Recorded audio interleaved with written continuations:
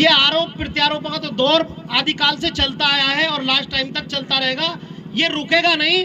तो मेरा तो इन लोगों से विशेष आग्रह रहेगा कि आप समाज के लिए निरंतर कार्य करते आ रहे हैं और कार्य को करते रहिए।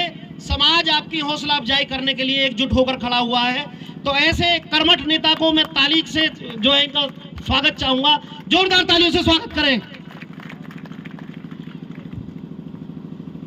आज ये दक्ष प्रजापति होली मिलन समारोह का बहुत विशेष मौका है और चूंकि भैया ने पहले ही आदेश निर्देश कर दिया है कि आपको समय का बहुत जो है सूक्ष्मता रहेगी कि सूक्ष्म में बोलना है, लेकिन मैं भी प्रजापति समाज में जन्मा हूं, कहीं ना कहीं जिद्दी प्रवृत्ति लेकर जन्मा हूं कि हाँ तो करता हूं, लेकिन जो है समय अपने मुताबिक ही लूंगा। मैं धन्यवाद करूंगा एक बार भाई साहब का फिर से। ये विचार गोष्ठी आज जो आयोजित की गई है, इससे पहले एक विचार गोष्ठी ग्राम जलालपुर में आयोजित की गई थी। क्योंकि संगठन अलग अलग हैं, मैं अलग संगठन में काम करता हूं, आदरणीय बाबूजी अलग संगठन में काम करते, भैया संजय प्रजापति जी अलग संगठन में काम करते। सवाल इस बात का नहीं है, सवाल इस बात का है कि हम प्रजापति समाज में जन्मे हैं, हम एक हैं, हम प्रजापति समाज के लिए ही काम कर रहे हैं और करते रहेंगे निरंतर।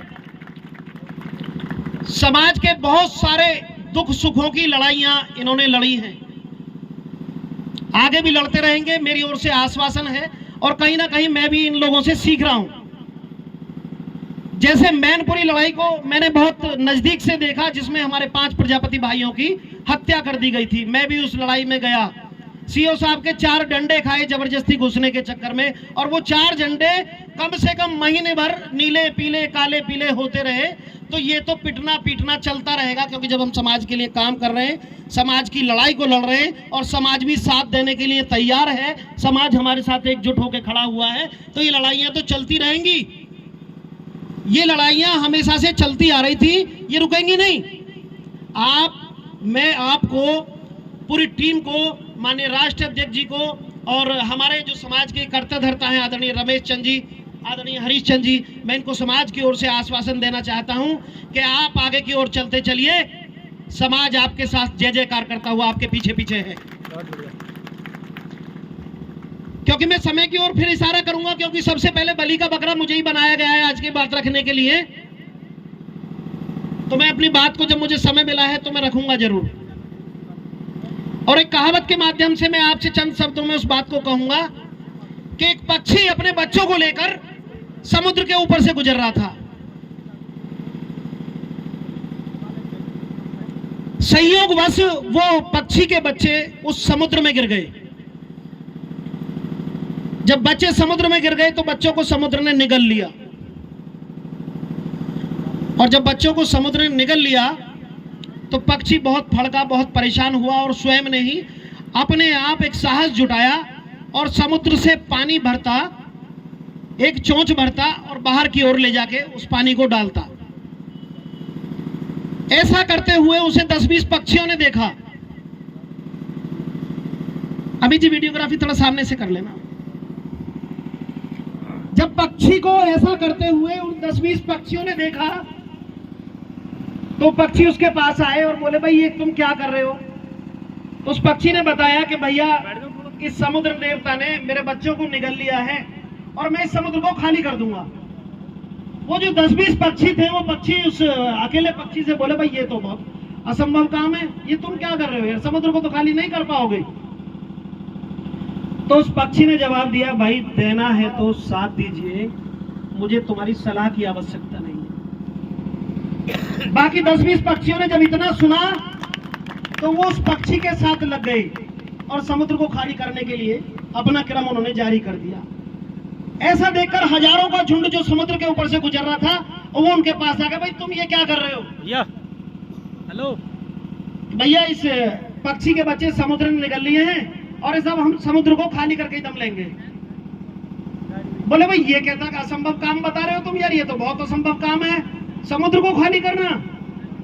तो उन 10-20 पक्षियों ने उस अकेले पक्षी का साथ देते हुए उन हजारों पक्षियों के झुंड से कहा, भाई देना है तो साथ दीजिए, तुम्हारी सलाह की आवश्यकता नहीं है। इतना सुन के हजारों का झुंड, और हजारों से वो लाखों में बदल गया और लाखों से वो करोड़ों में बदल गया। बहुत बढ़िया। ऐसा सब कुछ देखकर जो उनके देवता हैं बोले भाई ये तो सारा पक्षी समाज का झुंड एक तरफ ही लग गया, ये क्या होगा, ये तो जो है पिरले ला देंगे। गरुड़ महाराज नीचे आ गए और पक्षियों से बोले कि हे पक्षी महाराजों, ये तो बताओ कि भाई ये तुम क्या कर रहे हो। तो हजारों लाखों करोड़ों पक्षियों के झुंड ने अपने देवता स्वरूप उस गरुड़ से ये कहा कि महाराज इस वक्त हमें आपकी सलाह की आवश्यकता नहीं है, देना है तो हमारा साथ दीजिए वरना तो दूर खड़े हो जाइए।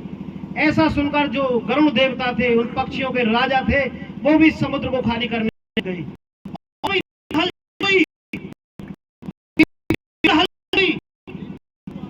तो उसको देवी देवता भी काम आए और नतमस्तक होकर पक्षियों के झुंड के खड़े हो गए।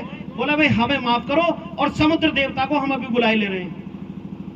समुद्र देवता को बुला लिया गया क्योंकि इसमें भी एक कारण रहा कि उनका जो नेतृत्व करता था महाराज, वो भी पक्षी सुनता, पक्षी समाज को सुनते थे, दूसरे की सम्मान करते थे। देवी देवता नतमस्तक हो गए और समुद्र से आग्रह किया कि महाराज इसके बच्चों को लौटाइए वरना ये तो पृथ्वी पे पिरले ला देंगे। उसके बच्चे कुशलतापूर्वक उन्हें लौटा दिए गए और उन्होंने हाथ जोड़ के उड़ान भर ली। तो मेरे साथियों, मेरा इस समाज से, इस विशेष समुदाय से, दक्ष महाराज की संतान से मेरा निवेदन है, देना है तो इन वरिष्ठ नेताओं का साथ दीजिए। रोहतास प्रजापति जी का साथ दीजिए, हरिश्चंद्र प्रजापति जी का साथ दीजिए, विजय प्रजापति जी का साथ दीजिए, रमेश चंद जी का साथ दीजिए, अनिल प्रजापति जी का साथ दीजिए डॉक्टर सुभाष तोमर जी का, और इस कर्मठ, इस जुझारू अपने समाज के इस युवा नेता संजय प्रजापति जी का साथ दीजिए। इसको समाज की आवश्यकता है, आपकी जरूरत है, सलाह की आवश्यकता की इस समय जरूरत नहीं है, साथ देने की आवश्यकता है। तो एक बार जोरदार तालियां मैं संजय प्रजापति जी के माध्यम से दिए चाहूंगा। बहुत बहुत धन्यवाद। जय हिंद, जय भारत, जय प्रजापति समाज।